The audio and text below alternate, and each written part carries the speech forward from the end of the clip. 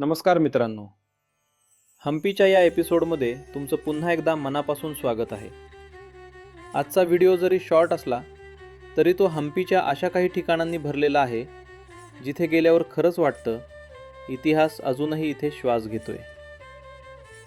या व्हिडिओमध्ये सर्वात आधी आपण पाहणार आहोत विजयनगर काळातलं राजेशाही स्नानगृह.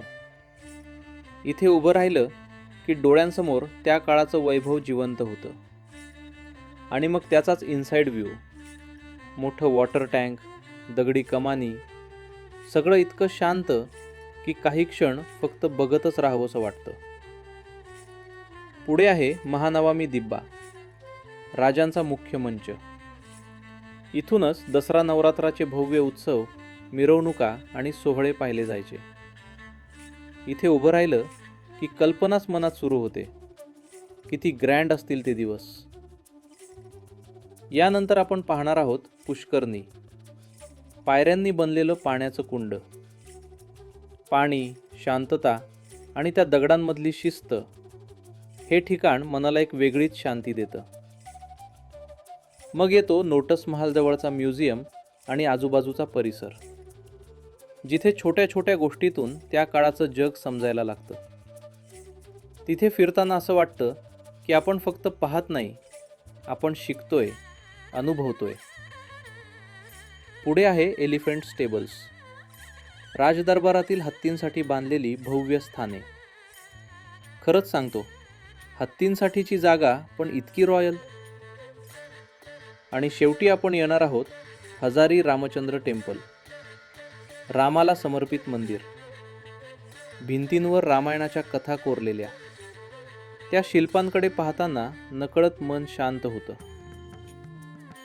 चला मग मित्रांनो, या सगळ्या ठिकाणांची झलक आता एक एक करून पाहूया. चला, सर्वात आधी आपण पोहोचलो आहोत क्वीन्स बाथ इथे. हे ठिकाण हम्पीच्या रॉयल एन्क्लोजर भागात आहे, म्हणजे राजवाड्याच्या परिसरातलं एक महत्त्वाचं बांधकाम. नाव क्वीन्स बाथ असलं तरी हे खरंच फक्त राणींसाठी होतं का, याचा ठोस पुरावा सगळीकडे एकसारखा मिळत नाही. पण एक गोष्ट नक्की, हे विजयनगर काळातील राजेशाही जीवनशैली आणि भव्य स्थापत्यकला दाखवणारं खास उदाहरण आहे. बाहेरून पाहिलं तर रचना साधी वाटते, पण आत गेल्यावर पूर्ण चित्रच बदलतं. चला आता आतमध्ये जाऊ, बघूया. आतमध्ये दिसतं एक मोठं वॉटर टँक, आजूबाजूला दगडी कमानी, खांब आणि गॅलरीसारखा चालण्याचा भाग. इथे उभं राहिलं की एक वेगळीच शांतता जाणवते, जणू आवाजही हळू होतो. या जागेत फिरताना सतत जाणवतं ही केवळ बाथची जागा नाही, ही त्या काळातली इंजिनिअरिंग प्लस लक्झरी यांची एक जिवंत आठवण आहे. आणि म्हणूनच काही क्षण आपण फक्त थांबून हे सौंदर्य मनात साठवतो.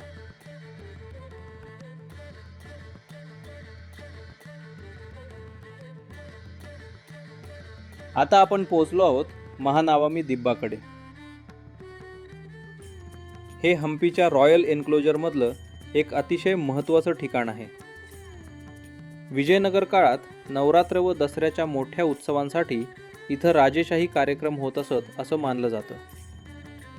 हाच तो उंच स्टोन प्लॅटफॉर्म, जिथून राजा बसून मिरवणुका, नृत्यवादन, सैन्याचं प्रदर्शन आणि उत्सवातील सोहळे पाहत असे, अशी माहिती अनेक ठिकाणी दिली जाते.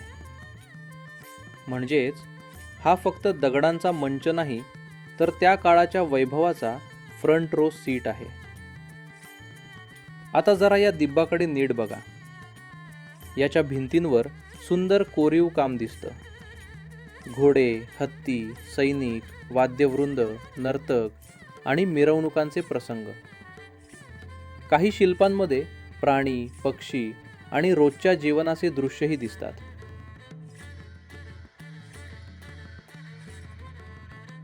बारकं काम आणि तरीही दगडावर. इथे उभं राहिलं की डोळ्यासमोर चित्र उभं राहतं.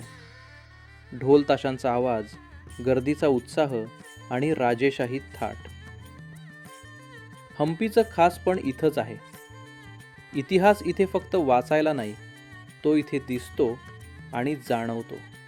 मित्रांनो, महानावामी दिब्बाच्याच परिसरात एक आणखी खास ठिकाण आहे, पुष्करणी. इथली पुष्करणी मुख्यत्वे पाणी साठवण्यासाठी आणि रॉयल एन्क्लोजर भागात पाणी व्यवस्थापनासाठी महत्त्वाची होती. आणि इथला सगळ्यात इंटरेस्टिंग भाग माहिती आहे का? या पुष्करणीमध्ये पाणी आणण्यासाठी इथे दगडी पाण्याची पाईपलाईन होती, जी नियोजनबद्ध पद्धतीनं पाणी वाहून आणायची. जरा नीट बघा, पायऱ्या अगदी जिओमेट्रिकल पद्धतीनं खाली उतरतात आणि मधोमध शांत पाणी साठलेलं दिसतं. ही रचना आजही इंजिनिअरिंग मार्वल वाटते. मोठे उत्सव, मिरवणुका आणि राजेशाही कार्यक्रम होत असताना पाण्याची अशी मजबूत व्यवस्था असणं किती गरजेचं होतं हे इथे स्पष्ट जाणवतं. इथे उभं राहिलं की शांतता मिळते. दगड, पाणी आणि त्या काळातील इंटेलिजन्स सगळं एकाच फ्रेममध्ये दिसतं. आता आपण येतोय लोटस महालच्या जवळच्या म्युझियमकडे. हे आर्किओलॉजिकल म्युझियम कमलापूरमध्ये हम्पीच्या अवशेषांमधून मिळालेल्या जुन्या मूर्ती, शिल्पांचे तुकडे, नाणी, दगडी लेख अशा अनेक गोष्टी जतन केलेल्या आहेत. समोर आहे लोटस महल. लोटस महलला चित्रांगिनी महल असंही म्हणतात. हे जेनाना एन्क्लोजरमध्ये आहे, म्हणजे राजघराण्यातील स्त्रियांसाठी राखीव असलेल्या भागातली एक इम्पॉर्टंट बिल्डिंग. आणि याचं सर्वात खास वैशिष्ट्य, कमानी, जाळीदार खिडक्या आणि वरचा घुमट जो कमळाच्या कळीसारखा दिसतो, म्हणूनच नाव लोटस महल. आता आपण आलो आहोत एलिफंट स्टेबल्सकडे. विजयनगर काळात राजदरबारातील हत्ती ठेवण्यासाठी ही खास व्यवस्था केली होती. जरा नीट बघा, समोर दिसतात लांब रांगेतली मोठी दालनं. प्रत्येक दालनात हत्ती ठेवला जायचा असं सांगितलं जातं. इथं एक गोष्ट लगेच लक्षात येते, मजबूत दगडी बांधकाम, खांबांची मांडणी आणि रचनेतली सममिती यात स्थानिक हिंदू स्थापत्यशैलीचा प्रभाव दिसतो.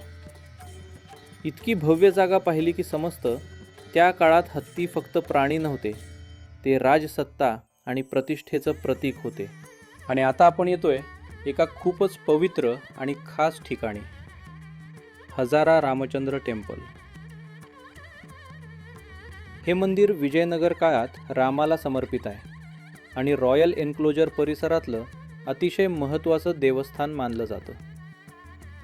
कारण इथे रामायणाशी संबंधित असंख्य कोरीव शिल्प पाहायला मिळतात, म्हणून हे नाव प्रचलित झालं. प्रदक्षिणा मार्गावर बघा, दगडावर कोरलेली रामायणाची दृश्य, राम, सीता, लक्ष्मण, हनुमान, वनवास, युद्धाचे प्रसंग, एका मागोमाग एक कथा उलगडत जाते. आता मंदिराच्या आत गेल्यावर वातावरण अजून शांत होतं. समोर दिसतं गर्भगृह आणि त्यापुढे खांबांचा मंडप. सुंदर खांब, बारकं कोरीव काम आणि एक देवळासारखी शांत ऊर्जा. इथे उभं राहिलं की जाणवतं हे मंदिर फक्त दर्शनासाठी नाही, हे जणू दगडात कोरलेलं रामायण आहे. तर कसा वाटला हा व्हिडिओ? नक्की कमेंट करून सांगा. आणि ही संपूर्ण हम्पी सिरीज कशी वाटली तेही नक्की कमेंट करून सांगा. तुमच्या मित्रांमध्ये आणि कुटुंबात हा व्हिडिओ शेअर करायला विसरू नका.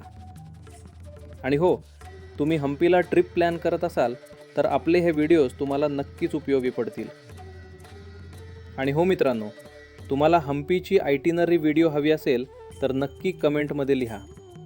तुमच्या अशा कमेंट्स आल्या तर आम्ही खास तुमच्यासाठी कंप्लीट आयटिनरीचा व्हिडिओ नक्की बनवू. तसेच आपल्या रोवरिंग विंग्स चॅनलला सबस्क्राईब करायला नक्की लक्षात ठेवा. तुमच्यासाठी ही कदाचित छोटी गोष्ट असेल, पण आम्हाला पुढे अजून चांगला कंटेंट देण्यासाठी तुमचा सबस्क्राईब आणि सपोर्ट खूप महत्त्वाचा आहे. तर भेटूया पुढच्या भागात नवीन डेस्टिनेशनसह. तोपर्यंत फिरत रहा, मजेत रहा.